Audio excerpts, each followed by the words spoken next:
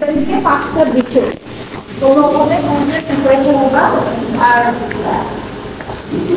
Question প্যাটার্নের কথা যদি বলি কোশ্চেন প্যাটার্ন হচ্ছে এমসিকিউ থাকবে শর্ট কোশ্চেন থাকবে filling the blanks true false এগুলো থাকতে পারে আর এক্সপেরিমেন্টে যে ক্যালকুলেশনটা করছো ক্যালকুলেশন রিলেটেড ঠিক আছে তো ক্যালকুলেশন গুলো ভালো করে প্র্যাকটিস করবা ওই ক্লাস থেকে ম্যাথমেটিক্যাল প্রবলেম দেওয়া হবে যেটা সলভ করতে গেলে ক্যালকুলেশনটা তোমার করে থাকো কথা বলবা না তাহলে আমাদের এটা হচ্ছে কুইজের প্যাটার্ন আর তুমি যেহেতু 4টা এক্সপেরিমেন্ট 40 মার্কসের ভাষা কুইজ থাকবে একটা এক্সপেরিমেন্টে 10 করে মার্কস হবে ঠিক আছে তো এটা হচ্ছে তোমাদের কুইজের প্যাটার্ন আর আজকে তোমার আমরা লাস্ট এক্সপেরিমেন্ট করব experiment number 4 determination of carbon residue of oil on carbon method তো কার্বন রেসিডিউ বলতে আসলে আমরা কি বুঝতেছি আমরা যে কোনো এনার্জি জেনারেশনের জন্য তৈরি করতে পারি আর আইসিএনজি বলি অথবা পাওয়ার প্ল্যান্টে বলি যে কোনো ইঞ্জিনে আমরা কি করতেছি ফুয়েল বার্ন করে এনার্জি পাচ্ছি তো ওই ফুয়েলগুলো যখন বার্ন করতেছি হাই টেম্পারেচারে তখন কিছু কি হয় এনার্জিটা হাইড্রোকার্বনগুলো ডিকম্পোজের হাই টেম্পারেচারে কি হয় এনার্জি জেনারেট করে তো দেখা যায় কি কার্বনেসিস ফুয়েলগুলোর মধ্যে কিছু পরিমাণের হাইড্রোকার্বন আনবার্ন অবস্থায় থেকে যায় এবং সেগুলো থেকে কোনো এনার্জি আমরা পাচ্ছি না মানে as a residue or as a স্টুল অথবা রিমেইনিং আকারে কি হয় এটা থেকে যায় এটা থেকে আমরা কোনো বেনিফিট পাচ্ছি না ওরকম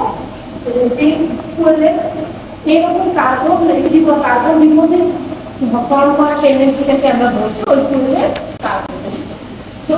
কার্বন রেসিডিউকে কিন্তু tendency of fuel to form carbon deposits under high temperature in an inert atmosphere তো হাই টেম্পারেচারে এরকম কার্বন রেসিডিউ ফর্ম করার টেন্ডেন্সিটাকে বলছি ওই ফুয়েলের carbon residue so carbon residue অর্ধেক তাহলে ডিজাইনেবল থাকবে কি আপনার যত একটা ফুয়েল থেকে যত কম পরিমাণে কার্বন রেসিডিউ ফর্ম হয় সেটা আমাদের জন্য কি ভালো কারণ কি বেশি পরিমাণে ফুয়েল যদি আমার কম্পোজিশন মানে কি বলবো আমার আনবিফর্ম থেকে যায় এবং রেসিডিউ থেকে যায় তাহলে আমি কোনো এনার্জি পাচ্ছি না সেটা থেকে আমরা কোনো ইউজফুল কাজ পাচ্ছি না তার মানে ওই জিনিসটা হচ্ছে অ্যাজ এ ডিপোজিট থেকে যাচ্ছে এটা আমাদের ইঞ্জিনের জন্য হতে পারে দেখা যায় কি ইঞ্জিনের সার্ফেস সিলিন্ডারের বডিতে কি হয় এই সুটগুলো জমা হতে থাকে এবং এটা একটা পর্যায়ে গিয়ে ইঞ্জিন এফিসিয়েন্সিকে হ্যাম্পার করে সো আমরা যখন কম পরিমাণে কার্বন রেসিডিউ ফর্ম হয় সেরকম ফুয়েলকে কি চুজ করব আমাদের অ্যাপ্লিকেশনের জন্য সো এই এক্সপেরিমেন্টে আমরা কনভার্সন মেথড ইউজ করে কার্বন রেসিডিউ ডিটারমাইন করব একটা ফুয়েল আরো কিছু স্ট্যান্ডার্ডাইজড মেথড আছে এখানে আমরা কনভার্সন মেথড এক্সপেরিমেন্ট করব আরো lakhs button carbon residue micro carbon residue এরকম বিভিন্ন স্ট্যান্ডার্ডাইজড প্রসেস আছে to find out carbon residue তো কনভার্সন কার্বন রেসিডিউ বলতে যেটা বোঝাচ্ছে যেটা আমরা কনভার্সন মেথড ইউজ করে করব ঠিক আছে তো হাই স্পিড ডিজেল ফুয়েল এখানে আমরা আমাদের স্যাম্পল হিসেবে ইউজ করব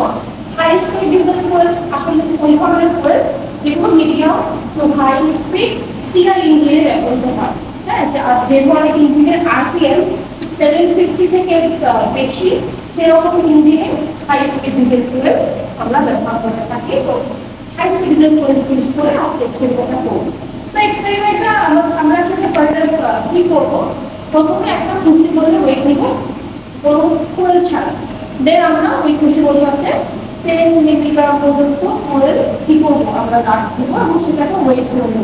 তো ওই ফুয়েলটাকে ক্রুসিবলটাকে আমরা ওয়েট করে করবো একটা বার্নারের সাথে বার্ন করবো যেহেতু কার্বন রেসিডিউ ফাইন করতেছি দ্যাট মিনস এই ফুয়েলটাকে আমরা একটা হাই টেম্পারেচারে বার্ন করবো বার্ন করার পরে যেগুলো জমাট হয়ে যাওয়া রিমেইনিং থাকবে সেটা কিন্তু কার্বন রেসিডিউ এটা খুব সিম্পল একটা এক্সপেরিমেন্ট তো এই এক্সপেরিমেন্টটা আমরা কি করবো প্রথমত আমরা এই ক্রুসিবলটাকে ফুয়েল সহ হিট আপ করার দিয়ে ওই পর্যায়ে আমরা যে ফেনোমেনাটা আমরা কভার করবো একটা হচ্ছে ইভাপোরেশন দেন পাইরোলাইসিস তো ইভাপোরেশন কি হচ্ছে প্রাথমিক পর্যায়ে যখন ফুয়েলের টেম্পারেচার আস্তে আস্তে রাইজ হচ্ছে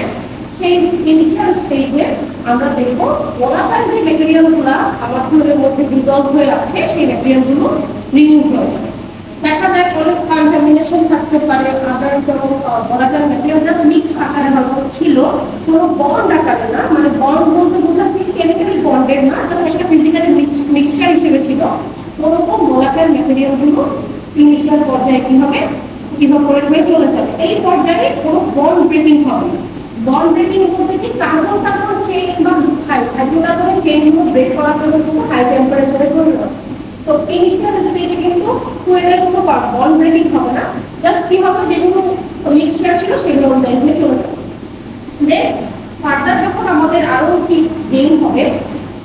কিছু টাইম পরে, তখন আমরা পাইরোলাইসিস অবজার্ভ করব। তো পাইরোলাইসিস কি thermal decomposition of material at high temperature in our atmosphere. মানে থার্মালি যদি একটা কেমিক্যাল কমপ্লেক্স ম্যাটেরিয়ালের ডিকম্পোজিশন হয়, সেটাকে থার্মাল হিট দিয়ে যেটাকে কি করতেছে, ডিকম্পোজ করতেছে, সেই প্রসেসটাকে আমরা বলছি পাইরোলাইসিস। তো এই পর্যায়ে কি হবে, carbon carbon bond will break in this stage. এই স্টেজে আবার হাইড্রোকার্বন যেটা থাকবে ডিজেল ফুয়েলে, সেই লং চেইন হাইড্রোকার্বনগুলো ভেঙে ভেঙে শর্ট চেইন হাইড্রোকার্বনে কনভার্ট হবে, যাতে সেটা ইজিলি ইভাপোরেট হয়ে যায়। ঠিক আছে? তো এই পর্যায়ে আমরা দেখতে পাবো আসলে যে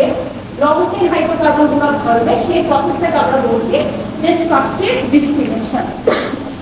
তো ডিস্ট্রাকটিভ ডিস্টিলেশন বলতে আসলে কি বলছে, আমরা নরমাল ডিস্টিলেশন সম্পর্কে আমরা সবাই জানি, আমরা 6-7 এ হয়তো এক্সপেরিমেন্ট করেছিলাম পাতন প্রক্রিয়া, রাইট? যে লবণ পানির মিশ্রণ থেকে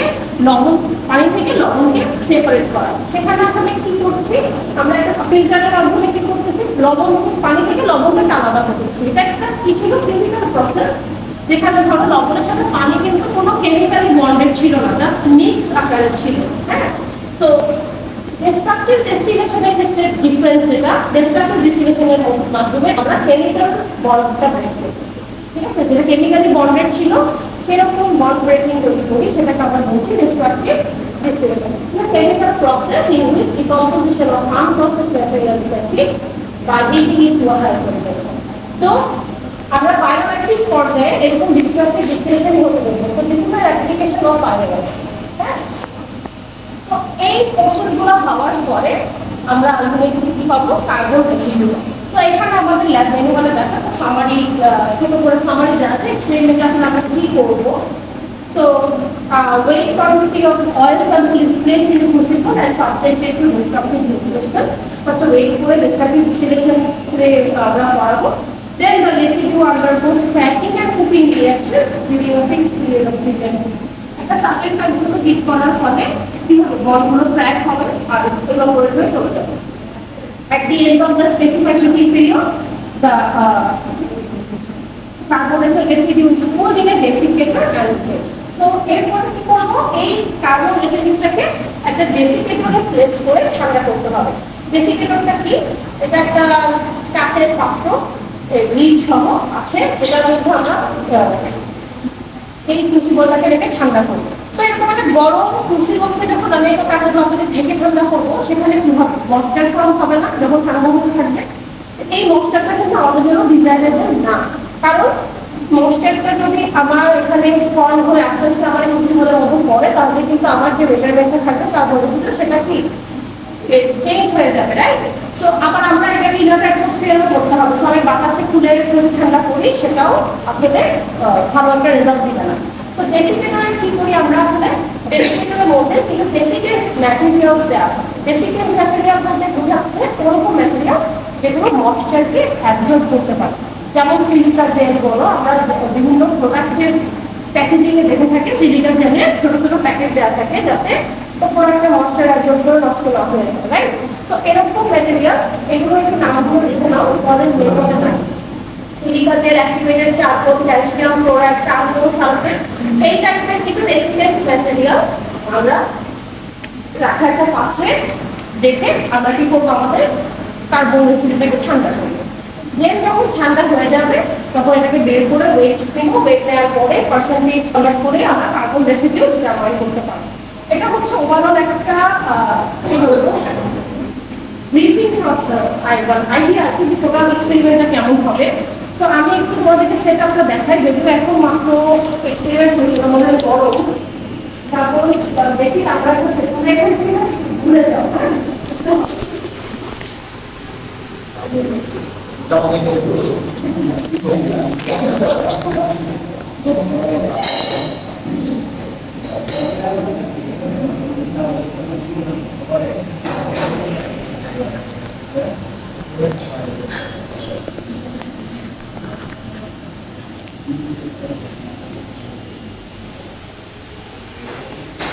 আচ্ছা আমরা প্রথমে লেখা চেষ্টা করি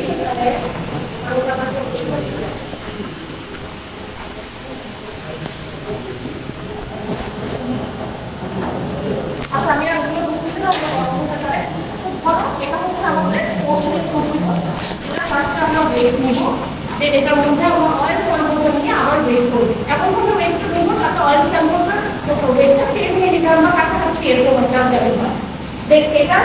এই ডেটাকে বলতেছি স্কিন ফর আয়রন ক্রুসিবল আর ভেতরের বলটাকে বলতেছি আমরা স্পঞ্জশিট আয়রন ক্রুসিবল এই স্পঞ্জশিট আয়রন ক্রুসিবলের ভেতরে স্কিন ফোরটা বসানো থাকবে আর এই ক্রুসিবলটা আমরা স্কিন ফর আয়রন ক্রুসিবলের ভেতরে বসিয়ে ডিপ দিয়ে কি করবো ঢেকে দেব ঠিক আছে এই স্পঞ্জশিট আয়রন ক্রুসিবলটা তুমি কাছ থেকে দেখে দেখবা এটার মধ্যে 80% পর্যন্ত বালি দিয়ে ধরা হ্যাঁ তো বালি দেওয়ার কারণে কি স্যান্ডের একটা প্রপার্টি হচ্ছে কি অনেক বেশি টেম্পারেচার ধরে রাখতে পারে তাই এবং ইভেনলি টেম্পারেচার ডিস্ট্রিবিউট হয় এখানে খুব অল্প পরিমাণে স্যাম্পলে আমরা এক্সামিন করতেছি তো এটা যদি ডিরেক্টলি আমি মার্কারের উপর বসাই দিতাম দেখা যেত আমাদের প্র্যাকটিক্যাল কেসে যে ফুয়েল একটা সার্টেন টাইম ডিউরেশন ধরে বার্ন হয় ওই ফেনোমেনাটা কিন্তু আমরা অবজার্ভ করতে পারতাম না অল্প সময় কিন্তু এটা পড়ে যেত আবার এত কোয়ান্টিটি ফুয়েল নিয়ে কিন্তু এক্সপেরিমেন্ট করাটা কস্ট এফেক্টিভ না তো এই কারণে আমরা এতগুলো লেয়ারের মাধ্যমে কি করতেছি ইভেনলি এবং একটা সময় ধরে যাতে এটা আস্তে আস্তে হিটিং হয় সেটা জিনিসটা এনশিওর করতেছি ঠিক আছে এরপরে এই লিপটাতে দেখো এই লিপটাতে একটা হোল করা আছে যেটা দিয়ে হচ্ছে ইভাপোরেশন যে হবে সেটা গ্যাসগুলো বের হয়ে যাবে ঠিক আছে এবং এখান দিয়ে কি হবে এটা ওয়ান ওয়ে চ্যানেলের মতো কাজ করবে বাহির থেকে কিন্তু কিছু ভেতরে আসতে পারবে না কারণ এখানে যখন হাই টেম্পারেচার হবে ভেতরে প্রেশার কিন্তু বাইরে থেকে বেশি থাকবে তো ভেতর থেকে বাহির থেকে কিন্তু কোনো এয়ার ভেতরে প্রবেশ করতে পারবে না তো এখানে আরেকটা দেখতে পাচ্ছি যে এখানে একটা তার জ্বালিয়ে আছে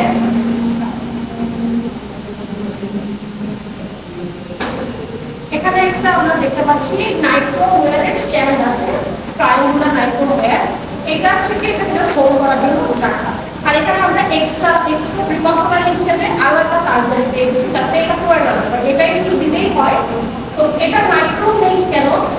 কারণ নাইট্রো কিন্তু অনেক বেশি টেম্পারেচার উইথস্ট্যান্ড করতে পারে এবং এটা অনেক বেশি ইনার মানে অক্সিডেশন রেজিস্টিভ ঠিক আছে তো এটা যখন গ্যাসের বার্নারের সংস্পর্শে আসবে সে নিজে কোনো রিঅ্যাক্ট করবে না এটা যদি কপার বা আদার ম্যাটেরিয়ালে হতো সেটা হয়তো কি গলে যেতে পারতো অথবা সে নিজে ডিকম্পোজ হওয়া শুরু করতো তখন আমার রেসিডিউ রেজাল্ট আর এটা ডিকম্পোজিশনে একসাথে চলে আসতো তাই আমরা এখানে এমন একটা ম্যাটেরিয়াল ইউজ করেছি যেটা অনেকটা ইনার এবং হাই টেম্পারেচারে তার কোনো রিঅ্যাকশন হয় ঠিক আছে তো এই সেটআপগুলো বসানোর পরে এই রিফ্লেক্টরের ভিতটা দিয়ে ঢেকে দিব যেহেতু আমাদের ইনার অ্যাটমসফিয়ার লাগবে রিফ্লেক্টরি অথবা ইনসুলেটর ভিত দিয়ে আমরা এটাকে ঢেকে দিব আর আলটিমেটলি পুরো সেটআপটাকে এই আয়রন টুল দিয়ে ঢেকে দিব ঠিক আছে আর এটা হচ্ছে আয়রন টুলের ওয়্যার ব্রিজ এই ওয়্যার ব্রিজটা আমাদের একটু করে জানতে হবে এটা একটু পরে দেখাচ্ছি তো এটা হলো আমাদের টোটাল সেটআপ তো এখন আসি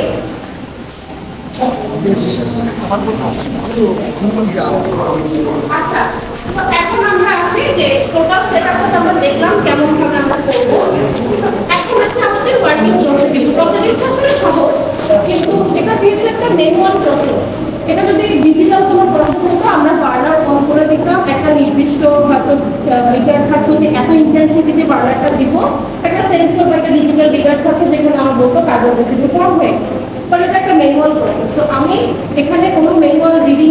রিড করতে পারি ডিজিটাল কোনো রিডিং রিড করতে পারবো না তো কখন কার্বন রেসিডিউ ফর্ম হওয়া শেষ হয়েছে তাই না আর অ্যাজাম্পশনের বেসিসে কিন্তু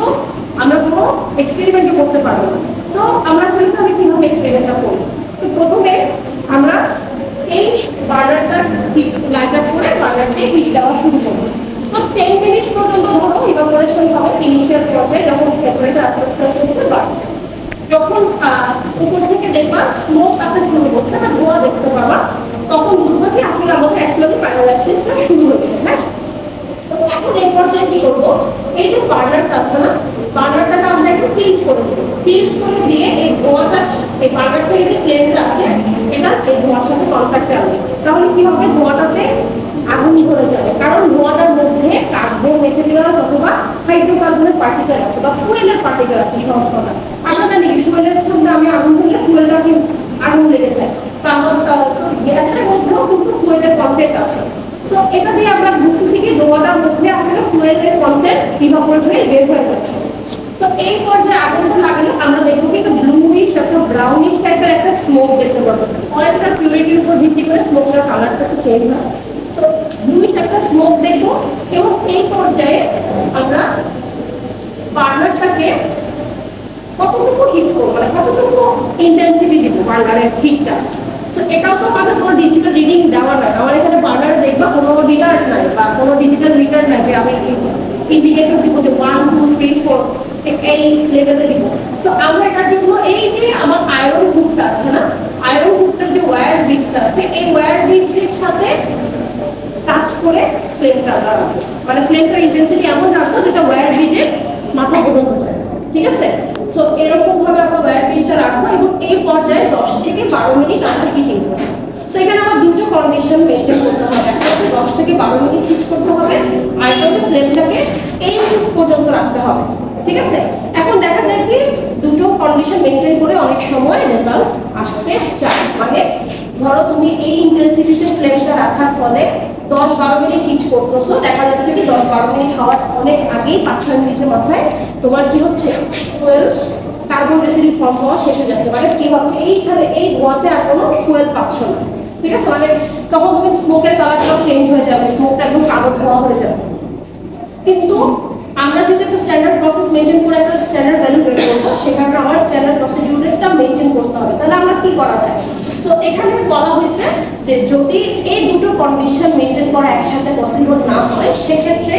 টাইমটাকে আমরা সব থেকে বেশি গুরুত্ব দেব। তার মানে কি 10 to 12 মিনিট আমাদেরকে হিটিংটা করতে হবে যদি আমি ডিজায়ার্ড রেজাল্ট চাই। তাহলে সেক্ষেত্রে আমরা কি করব, আমরা ফ্লেমের ইন্টেন্সিটিটাকে প্রয়োজন মতো একটু কমাই। ঠিক আছে, ফ্লেমের ইন্টেন্সিটিটাকে কমিয়ে দিয়ে 10 to 12 মিনিট পর্যন্ত আমরা এটাকে হিটিং করব। এরপরে যখন দেখবো এই 10-12 মিনিটের মাথায় আমার এখানে আর কোনো রকমের ব্লুইশ বা ব্রাউনিশ স্মোক দেখা যাচ্ছে না, কালো কালো ধোঁয়া দেখা যাচ্ছে, তখন বুঝবো কি এই ধোঁয়াতে আর কোনো হাইড্রোকার্বন আসছে না, যা হাইড্রোকার্বন বার্ন হওয়া ইভাপোরেট হওয়া চলে গেছে এবং যেগুলো রিমেইনিং আছে সেগুলো রয়েছে। এই পর্যায়ে ফ্লেম ইন্টেন্সিটিটাকে একদম আয়রন ক্রুসিবলটার সাথে টাচ করিয়ে একদম এভাবে রাখবো যে এখানে তুমি দেখবা চেরি রেডিশ একটা ফ্লেম দেখতে পাবো, চেরি রেড কালার। এই পর্যায়ে 7 মিনিট পর্যন্ত আমরা আরো কিছুক্ষণ এটাকে হিট করবো। সো টোটাল আমাদের এক্সপেরিমেন্ট করতে 30 মিনিট +- 2 মিনিট এরকম আমাদের লাগবে। ঠিক আছে, সো এরপরে আমরা বার্নারটা অফ করে দিব এবং এই পর্যায়ে আমরা হাত দিব না, এটাকে ঠান্ডা হওয়ার জন্য সময় দেব, এইভাবে রেখে দিব। ধোঁয়াটা ওঠা ধোঁয়াটা বন্ধ হয়ে গেলে টঙের সাহায্যে আমরা লিকুইড করিয়ে এই আমাদের এখানে ডেসিকেটরটা নাই, আমরা এমনি ফ্যান দিয়ে ঠান্ডা করবো। ঠিক আছে, বাট ডেসিকেটর দিয়ে ঠান্ডা করলে রেজাল্ট আসলে খুব ভালো আসবে। সো আবার আমরা এটা ডিসকাশনে লিখতে পারি যে আমরা এখানে রেডি টু নরমাল রুম টেম্পারেচারে এটা কুল ডাউন করছি। সো এটাতে আমার কিছু ময়েশ্চার কন্টেন্ট থাকতে পারে, আমাদের ভ্যালুটা কিছুটা কি কম হওয়ার কথা। সো এটা আমরা ডিসকাশনে লিখতে পারি। ডেসিকেটর দিয়ে ঠান্ডা করা যায়, এটা আসলে অনেক সময় লাগে, তো আমাদের হয়তো ফুললি রুম টেম্পারেচারে আসতে গেলে আমাদের এই ল্যাবের টার্গেট ডিউরেশনের মধ্যে হয়তো আমরা শেষ করতে পারবো না। তো ঠান্ডা হতে যেহেতু একদম ইভেন টেম্পারেচারে এটা ঠান্ডা হচ্ছে, সো এরপরে ঠান্ডা হয়ে যাওয়ার পরে আমরা ক্রুসিবলটাকে বের করে আবার কি করব, ওয়েট করব। আমরা প্রথমে ওয়েট নিয়েছিলাম কি এমটি ক্রুসিবলের, দেন অয়েল সহ, এখন ক্রুসিবল প্লাস রেসিডিউ সহ ওয়েট। এই দুটো ডিফারেন্স থেকে আমরা লস অফ অয়েলটা পাবো। ঠিক আছে, আর লস অফ অয়েল থেকে ওয়েট অফ দ্য অয়েল বাদ দিলে আমরা পাবো রেসিডিউ। আর এটাকে আমরা পার্সেন্টেজে পরে কনভার্ট করে নিব যে কত পার্সেন্ট কনভার্সন কার্বন রেসিডিউ। এখানে কিন্তু আমরা শুধু কার্বন রেসিডিউ বলি না, এটাকে কনভার্সন কার্বন রেসিডিউ বলি, কারণ কনভার্সন মেথডে বের করে আমার যে ভ্যালুটা আসছে অন্য মেথডে বের করলে হয়তো ভ্যালুটা কিছুটা ডিফারেন্ট আসবে। সো আমরা কোন মেথড আসলে ফলো করে এটা বের করছি এটা রেসিডিউর সাথে লিখতে হবে। ঠিক আছে, তো কনভার্সন কার্বন রেসিডিউ এটাই হচ্ছে আমাদের এক্সপেরিমেন্ট। আর এখানে দেখো আমরা যে রিফ্লেক্টরি ব্রিকটা ইউজ করেছি ইনসুলেশন হিসেবে, সেখানে আমরা সিলিকা ব্রিক, জিরকনিয়া, হাই অ্যালুমিনা ক্রোমাইড এই ধরনের সিরামিক ম্যাটেরিয়াল ইউজ করে থাকি। এবং সিরামিকের একটা প্রপার্টি হচ্ছে খুব কি করে আমার অনেক ইনসুলেটর হিসেবে কাজ করে, ঠিক আছে? সো এটা হচ্ছে আমাদের টোটাল এক্সপেরিমেন্ট আজকে।